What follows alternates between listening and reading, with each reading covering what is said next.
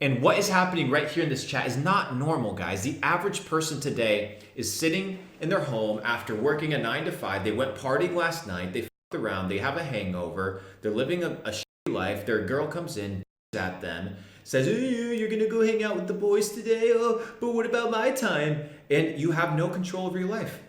Guys, even these guys that I know that have money, I'll hit them up, be like, "Yo, you want to hang out? Oh, let me go ask my girl." Have all the money in the world, but you're still a pussy.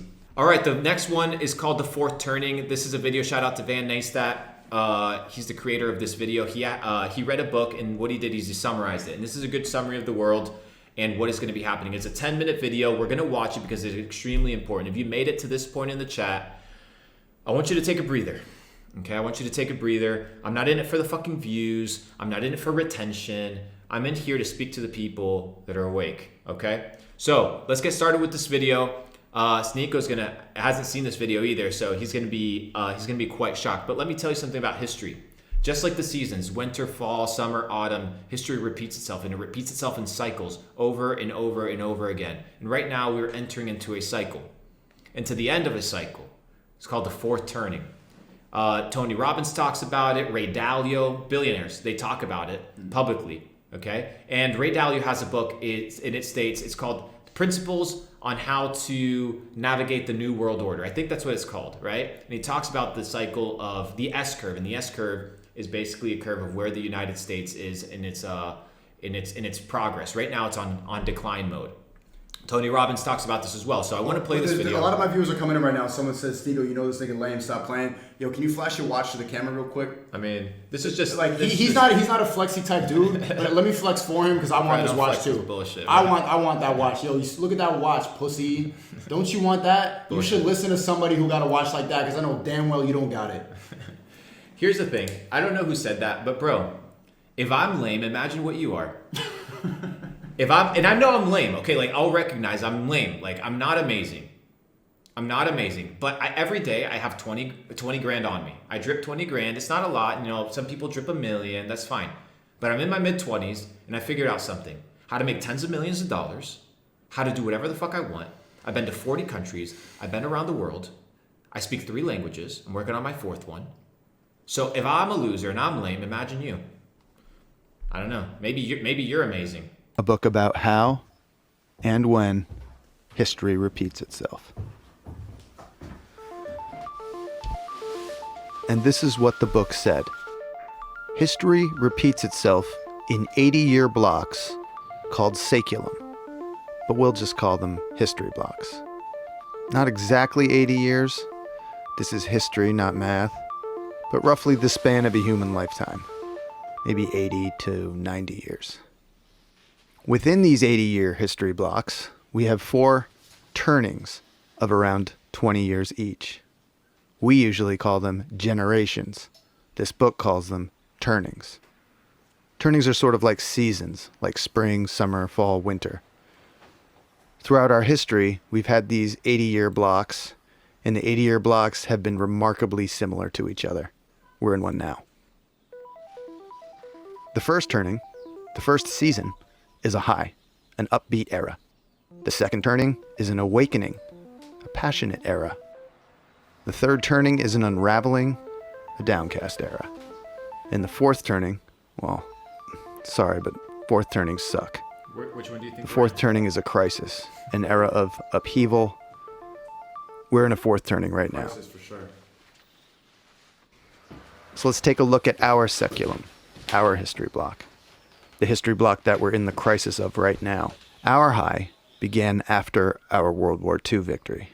By our, we mean America's. These are America's history blocks and turnings. During a high, the getting is good. We had the most even distribution of wealth during our high. You could work at a gas station and afford to buy a house. This high is the period that the MAGA hats refer to. You used to be able to buy a house for $7,500. You could work a factory job and buy a house, sustain your family. Your wife would stay at home, raise your children. In a scenario where, you know what the government did? They're like, maybe we make things a little bit more expensive so that the wife can stay also at a job. And guess what? Guess who's going to raise the children? The system. Because if you control the future, you control the nation. So this one Too. was when We got America Hank was great. Williams This was and post-World War Elvis II. and Little Richard and the birth of baby rock boom. and roll. We launched monkeys and men into space. This is when the Mustangs and Corvettes first came out. Our high ended with the assassination of John F. Kennedy on November We don't 22nd, even want to get into that one. 1963. The high is not a high for everyone, of course. America still had a segregated South. Homosexuality was illegal and considered a mental disorder. Yeah, I would say it was just a high. I think America was only great if you were a white guy. Like, it was not, I could not have all the benefits of. Sure, absolutely. But here's the thing. We need to take the principle, because it's not just at a U.S. level, it's at a global scale. Somebody said, how do we know you're telling the truth? You don't. That's why it's up to you to make your own conclusions, do your own research, and figure it out. So you can believe monkeypox, you can go stay inside and quarantine again, or you can listen up. Like, pick one. Who do you think is right? The high is a period of conformity. The age of nonconformity and of social justice begins during the Awakening, our passionate era. During the Awakening, we had Martin Luther King and the Civil Rights Movement, acid, Vietnam protests and Vietnam itself, the women's liberation movement, Stonewall and the gay rights movement. great movies, great music. This is when the first Macintosh computer came out. The Awakening is a time of increasing individualism. This second turning, this awakening, ended with the re-election of Ronald Reagan in 1984. Things get messy during the third turning, during the unraveling. We got the fall of Soviet communism and the beginning of the Russian gangster state. The greatest musicians of the time sang about violence and decay in their deteriorating cities. The LA riots, OJ, the bombing of Bosnia, and the Columbine high school shootings on the same day. September 11th, the wars in Afghanistan and Iraq. Our unraveling ended with the financial crisis of 2008.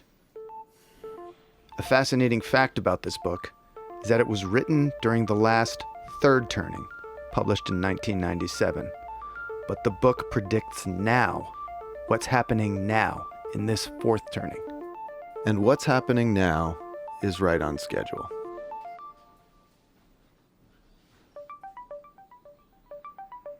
"80 years ago, in the last fourth turning, America had her Great Depression, then World War II.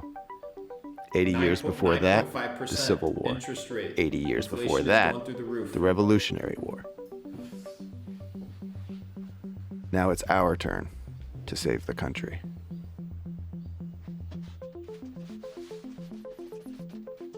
So where do you fit into all this? What's your role? It depends when you were born. Each generation, each cohort, tends to embody a specific archetype. An archetype that will move the society towards the next high. Each generation's archetype is the characteristic that will define the generation in its prime, in midlife. The boomer archetype is the prophet. Bill Gates and Steve Jobs are boomers and prophets. Both predicted that one day everyone, not just big corporations and governments, would own a computer. Gates even predicted a crisis like COVID-19 5 years beforehand. Because he runs the shit. The writers of this book are boomers and prophets. Gen X is the nomad generation. The quintessential Gen Xer, Elon Musk, builds things that move us from one place to another.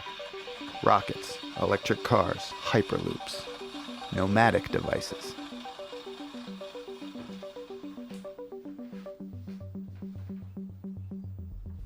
But the millennials, raised during the unraveling, will emerge as the hero generation during this crisis. These are the Parkland High students, the frontline hospital workers, and Malala Yousafzai. The book says millennials will be the World no, War Gen II Z. heroes of our history block. We don't know what Gen Z will do, but they will tell be you an what Gen artist Z will do. generation. From them will emerge the next Bill Withers, Toni Morrison, or Bob Dylan, all born during the last crisis, all from an artist I generation. want to be that.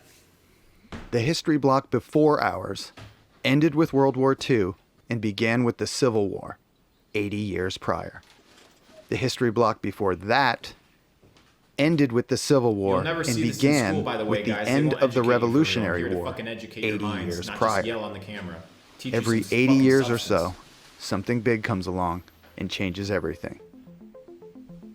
And now, we're at the end of our history block, right in the middle of our crisis. We're in the process of changing our world again. The authors of The Fourth Turning tell us that these crises are like forest fires. Unpleasant, but necessary, they clear the woods for new growth. As we work towards our next high, this crisis will tilt the playing field away from the old and towards the young, they tell us. But the victory is not guaranteed. We will, each of us, need to rise to the occasion during this crisis. We will need to develop and fortify our virtues as we pursue a greener pasture.